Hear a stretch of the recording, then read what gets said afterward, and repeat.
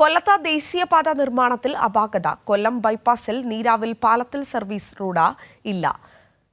കൊല്ലം MP ജനങ്ങളുടെ ദുരിതവും ആശങ്കയും കാണുന്നില്ലെന്ന് പ്രദേശവാസികൾ പറയുന്നു. കൊല്ലത്തെ ദേശീയപാത വികസനത്തെ നീരാവിലെ നാട്ടുകാർ എതിർക്കുന്നില്ല. പക്ഷേ അതിന്റെ പേരിൽ തങ്ങളുടെ സഞ്ചാര സ്വാതന്ത്ര്യം നിഷേധിക്കുന്നതിലും ബുദ്ധിമുട്ടിക്കുന്നതുമാണ് പ്രദേശവാസികൾ ചൂണ്ടിക്കാണിക്കുന്നത്. CPIM ഈ അപാകത ചൂണ്ടിക്കാട്ടി പരാതി നൽകിയതോടെ നീരാവിൽ ആദ്യഘട്ടത്തിൽ 3 മീറ്ററോളം വലത്തേക്ക് മാറ്റിയാണ് പാലം നിർമ്മിച്ചതെന്ന് കരാറുകാരും ദേശീയപാത അധികൃതരും കണ്ടെത്തിയിട്ടുണ്ട്.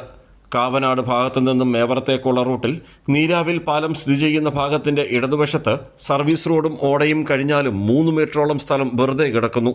എന്നാൽ പാലത്തിന്റെ വലതുവശത്ത് സർവീസ് റോഡും ഓടയും കൂടി ചേർന്നാലും ഗതാഗതത്തിന് ആവശ്യമായ വീതിയില്ല.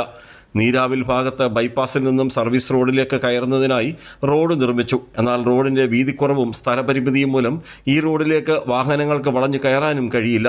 അപകടത്തിലേക്കും വഴിവെക്കും. പാലത്തിന്റെ ഇരുവശങ്ങളിലും സർവീസ് റോഡ് വന്ന് അവസാനിക്കും വിധമാണ് ഇപ്പോഴത്തെ നിർമ്മാണം.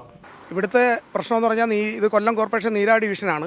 ഇതിലൂടെ ബൈപ്പാസ് കടന്നു പോകുന്ന ഈ ഭാഗത്ത് പാലത്തിൻ്റെ 4 സൈഡിലുള്ള ആൾക്കാർക്ക് ഒരു സൈഡിലുള്ള ഒരാൾക്ക് വീട്ടിൽ നിന്ന് ചിലപ്പം പുറത്തിറങ്ങാം, ബൈപ്പാസിൽ പോകാൻ പറ്റും. പക്ഷേ തിരിച്ചു വരാൻ വീട്ടിലോട്ട് കയറാൻ വഴിയില്ല. ഇതാണ് പ്രശ്നം. നീരാവിൽ സൗത്ത് റെസിഡൻസ് അസോസിയേഷൻ്റെ പ്രതിനിധിയാണ് ഞാൻ. അതായത് നമ്മൾ ഈ ഹൈവേയുടെ പണി എന്ന് തുടങ്ങിയോ അന്ന് മുതൽ നമ്മൾ ഈ സമീപവാസികൾക്കെല്ലാം ദുരിതമാണ് ഉണ്ടാക്കി വയ്ക്കുന്നത്. ആദ്യം ഓടപ്പണിക്കാർ വരും, അവർ വന്ന് പൈപ്പ് ലൈൻ കട്ട് ചെയ്തിട്ട് പോകും, അവന്മാരടയ്ക്കത്തില്ല. പിന്നെ നമ്മൾ രാത്രി അടുത്ത പണിക്കാർ വരും, നമ്മളിവിടെ കാത്തിരുന്ന് വേണം പൈപ്പ് ലൈൻ റിപ്പയർ ചെയ്യിക്കാൻ. അങ്ങനെ ഉത്തരവാദിത്വമായിട്ടൊന്നും ചെയ്തില്ല. ബൈപ്പാസ് പണി തുടങ്ങിയ അന്ന് തൊട്ട് ഞങ്ങൾ പറയുന്ന ഒരു കാര്യമാണ്, ഞങ്ങൾക്ക് യാത്ര ചെയ്യാൻ വഴി വേണം, ഞങ്ങൾക്ക് എല്ലാവർക്കും പോകണം വരണം എന്നുള്ള കാര്യങ്ങൾ. പക്ഷേ അവർ ശരിയാക്കി തരാമെന്ന് പറഞ്ഞ് ഓരോ തവണയും ഞങ്ങളിവിടെ കൂടാറുണ്ട്, അവരോട് സംസാരിക്കാറുണ്ട്. എല്ലാം ശരിയാക്കാമെന്ന് പറഞ്ഞിട്ട് അവർ പോവാറാണ് പതിവ്. എപ്പോഴും ഇത് തുടർന്നുകൊണ്ടിരിക്കുന്ന സാഹചര്യത്തിലാണ് ഞങ്ങൾ ഇങ്ങനൊരു നീക്കം ചെയ്യാനായിട്ട് ചേച്ചിയോടും ഹസ്ബൻഡിനോടും എല്ലാം പറഞ്ഞ് ഇത്രമേൽ എത്തിച്ചത്.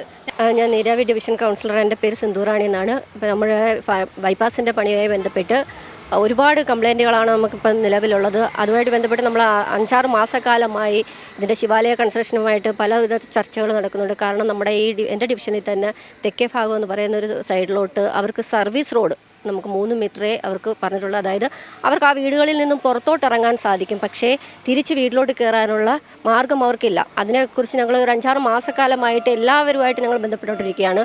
നിലവിലെ പ്രതിസന്ധി തീർക്കാൻ കുറച്ചു ഭാഗത്ത് വീണ്ടും സ്ഥലം ഏറ്റെടുക്കുകയോ പാലത്തിന്റെ അടിവശത്തുകൂടി വാഹനങ്ങൾക്ക് ടേൺ പോകാൻ കഴിയുന്ന വിധം സംവിധാനം ഒരുക്കുകയോ വേണമെന്നാണ് നാട്ടുകാരുടെ ആവശ്യം. ഈ സർവീസ് റോഡ് പ്രാധാന്യമായിട്ടും വേണ്ട ഒരു ഘടകം എല്ലാവർക്കിടയിലും ഞങ്ങൾക്ക് ഈ പൊതുജനങ്ങൾക്ക് എല്ലാവർക്കും അത്യാവശ്യമായിട്ട് വേണ്ട ഒരു കാര്യമാണ്.